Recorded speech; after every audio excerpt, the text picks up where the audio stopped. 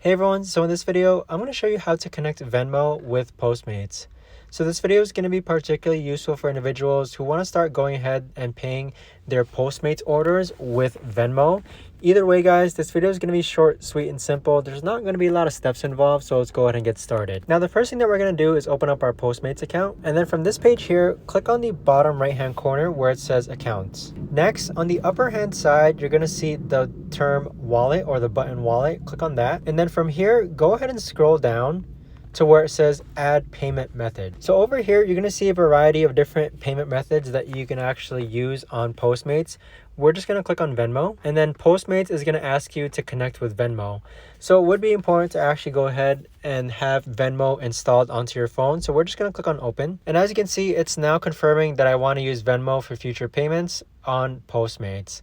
So from here, right now my bank account is blurred out, but you would just click on confirm, and that is how you connect Venmo with Postmates. If you guys know of a better or easier way to actually do this, let me know in the comments down below. I would love to know. But thanks so much for watching, everyone.